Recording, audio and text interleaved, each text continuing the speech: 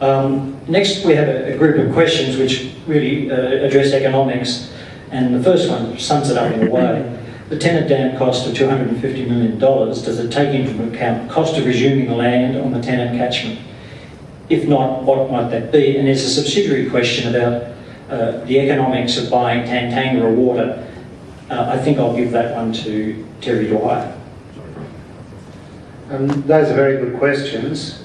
Firstly, the leases in the valley for the Tennant, there's only about, I think, a dozen families there. Those leases have always had inserted into them clauses allowing for termination of a lease in case the land is required for a dam. So the compensation question does not arise. You don't compensate a tenant for telling him you need to move back into your house. As for Tantangara, the economics of that are very interesting. If you could buy Tantangara Dam and buy the water in it and be sure that you had first call on it, that would be worth looking at.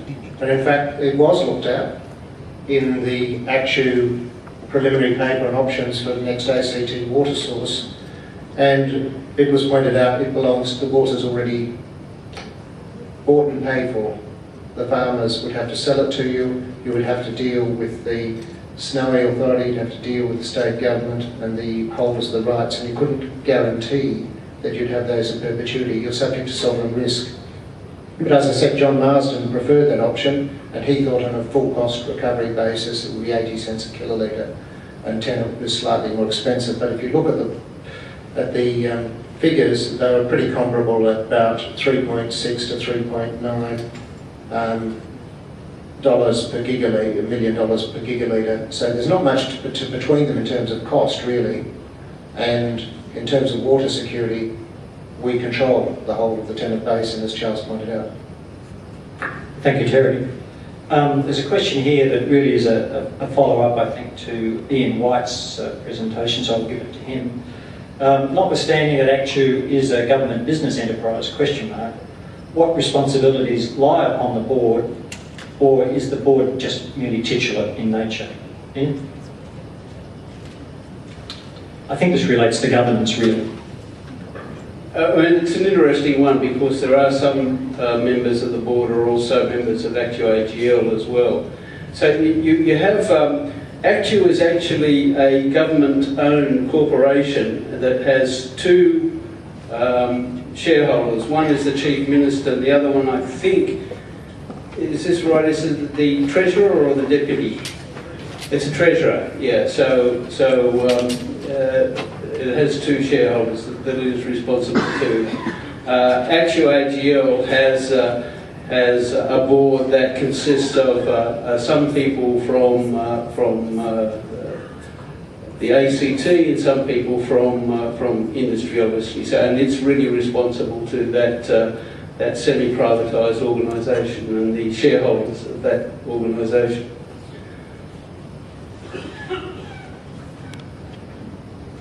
Thank you, Ian. It's no surprise that quite a few of the questions put forward relate to cost and economics. Here's a comment, but also a question. I agree recycling makes no sense economically, environmentally or health-wise, but I assume it would only be used when supply reaches a certain low value. And there's two or three questions that actually talk about low value and cost of using water. So I'll again pass that one back to Terry Dwyer. On the economics of the sewage recycling plant, if most of the time you don't use it, the estimate I gave you of 30 cents per kilolitre is wildly wrong. It's far too low. That was assuming 50 megalitres a day was being treated and it was operating all the time. But if you have incurred the capital cost of 150 million and you're only using a plant for 3 months, 1 year in 10 or something like that, then your costs per kilolitre just go through the roof. I mean, it's like these people who buy gym equipment and leave them in the garage and never use them. It's an expensive half hours of exercise, so there is a problem there. Thank you, Terry. I'm afraid I think you get another one. Why aren't the flows from the sewage treatment plant counted as environmental flows? Anything you got? Anyone else on the panel feels that they want to answer that one, please volunteer. Ian, would you want to answer that one? The 30 litres or so that we return from Lower Molongo sewage treatment works is part of the environmental flows. I mean, I think in reality it is environmental flow, but it's not defined as environmental flow. I've had this discussion. It's to do with the ACT legislation. I mean, I think they could redefine it as, because I think if it's appropriate quality water, it is entirely appropriate to count it as environmental flow. But currently, because of the ACT legislation, it's not allowed to be counted, which means that Canberra is actually one of the best recycling cities in Australia. We actually use 65 gigalitres of water, and we return 35 gigalitres of some of the best quality water in Australia from sewage treatment works, because it's tertiary treated. But it's not counted. So in all the percentage figures that they look at cities, Canberra rates very lowly because of the definition. I mean, I actually think that's just words that can be done. So I think it is, but it's not defined as such.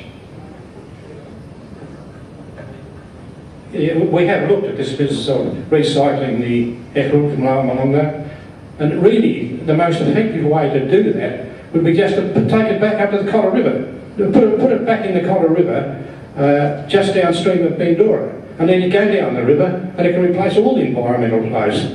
So that was one of the things I was going to include in my discussion earlier. I haven't got a plan that how that could be done, but it would be a very logical way of reducing our amount of water that we release for environmental purposes. Thank you, Reg. Ladies and gentlemen, we're now 15 minutes beyond what we had allocated to keep you here listening to our speakers and hopefully being informed. So there is one last question which actually I'll answer, and it summarises quite a few of the ones that have come up here. It's basically asking, what can I do as a householder and a ratepayer? Well, from Warrior Garden City's point of view, what we would urge you to do is contact the local elected representatives and make your views known to them. Do it whichever way you want.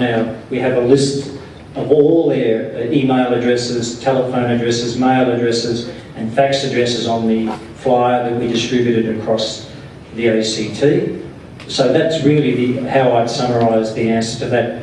I'd like to thank you all for coming and for your patience. This is a technical subject, but really it's very simple when you're looking at it as a ratepayer.